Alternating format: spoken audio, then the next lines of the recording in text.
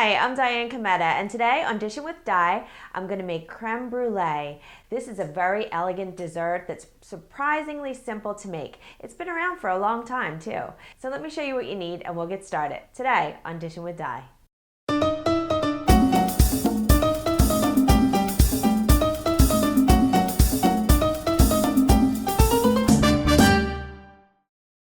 You need a deep pan and you need some ramekins that are about 1 inch deep, a vanilla bean or vanilla extract, heavy cream, salt, granulated sugar, and some egg yolks. Now you're also going to need a few other things.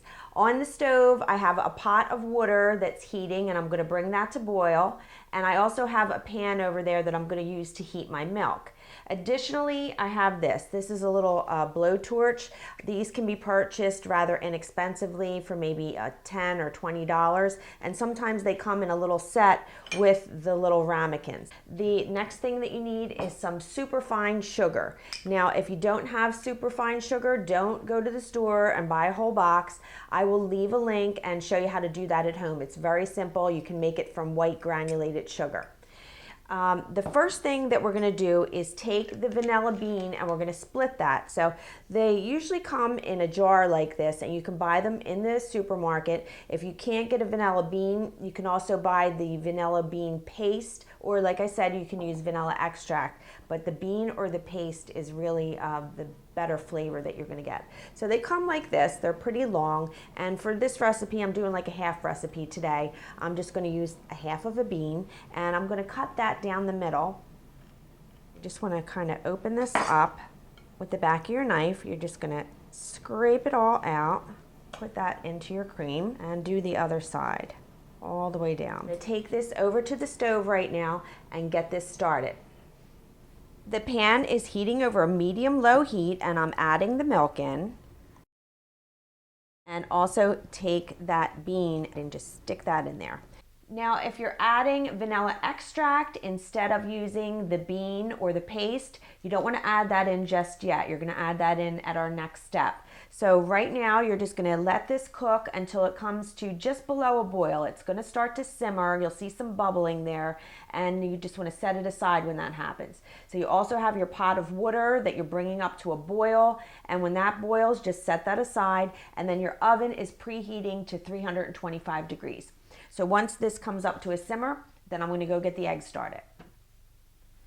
Okay, that was quick. Now you just want to set that aside and have it ready. And now you're going to take your egg yolks and you're going to put these into your bowl. Now I separated these egg yolks, and there's something called the Glaze, which is this little white kind of squiggly disgusting thing. And I always fish that out when I do things like this, or if I do French toast. You know, you just get a fork and you kind of just pick it out of there. And into this, I'm going to add in my sugar and my salt. So just put that in. And then I'm going to mix this on medium-low for about a minute or two until it becomes pale and a little bit thick. You could do this by hand with a whisk if you want to. It'll just take you a little bit longer. And if you're doing it with your stand mixer, that's fine as well. You just don't want to, overbeat this. You're just looking for it to become lighter in color and a little thick. And I'll show you what that looks like when it's done. Okay, that's what you're looking for. First, I'm going to fish out the vanilla bean out of my cream and just set this aside. You don't want to throw this away.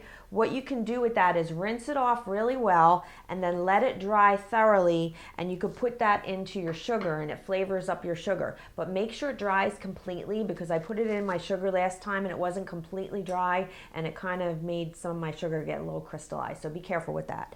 All right, now I'm going to take this mixture and I'm going to very gradually pour it into my egg. Very, very slowly, just a little bit. You want to just a little tiny bit at a time, because it's very hot and you don't want it to scramble the eggs. So I usually just do a couple tablespoons at a time. And again, you could do this by hand if you want, but same thing, just a little bit at a time, and you're just gradually warming those eggs up. Once you get about half of the cream in there, then you could pour it all in, but not until the egg mixture is really hot. I'm going to pour it all in now.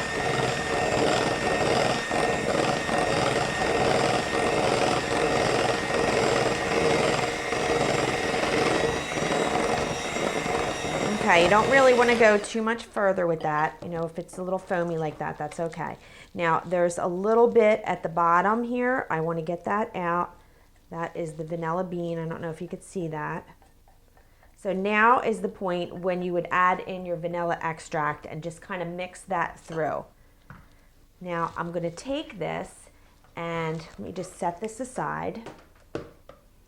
And I'm going to run this through a strainer. So you're going to need a fine mesh strainer. Now you don't have to do this. I've done it plenty of times without doing this. The reason that you're doing this is in case there was any eggs that scrambled, or if there's any little pieces of the scalded milk in there, or any remnants from the bean that kind of got into the milk, you want to sift that out or strain that out so it doesn't end up in your custard.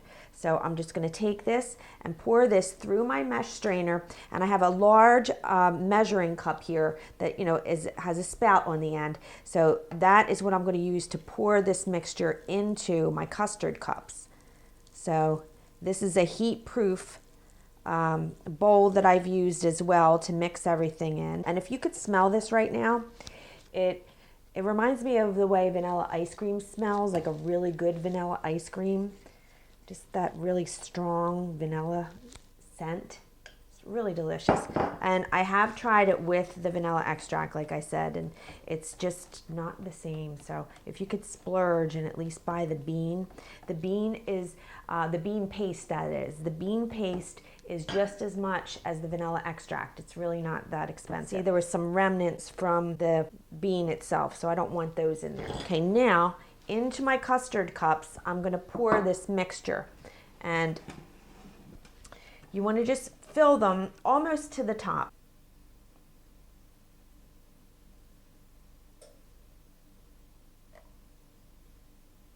All right, now we're going to take this over to the oven, and you're going to put this on the center rack of your oven, and then we're going to add the water.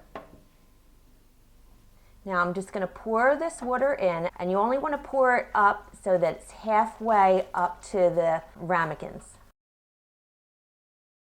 We're going to cook this for about 25 minutes or until the center is just a little bit jiggly. You don't want the top to get brown or anything like that, so 25 minutes at 325 degrees, and then we're going to brulee. Now here are some completed custards that have already been chilled. This one has the vanilla bean in it, and this one I did with the vanilla extract. Now I actually made these custards a couple days ago. The ones that we just baked are still actually baking in the oven, and they're going to cook for the 25 minutes. And then after they're done, I'm going to carefully remove those and put those onto a cooling rack and let them sit on the cooling rack till they get to about room temperature. Then I'm going to put them into the refrigerator.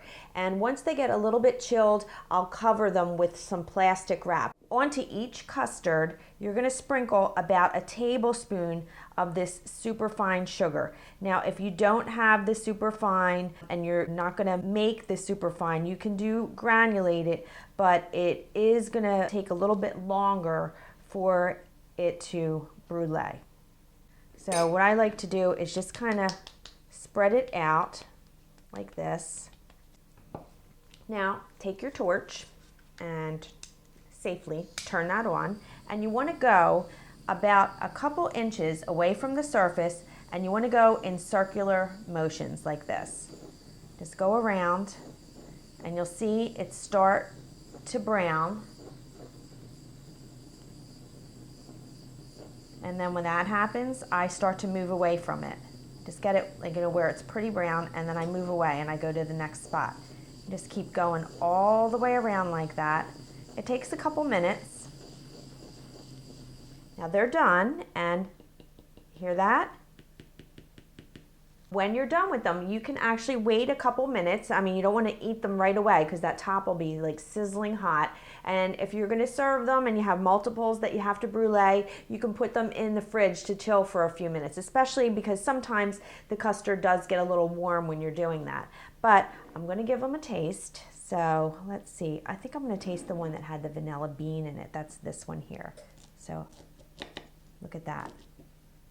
Isn't that beautiful? That crispy top. I'm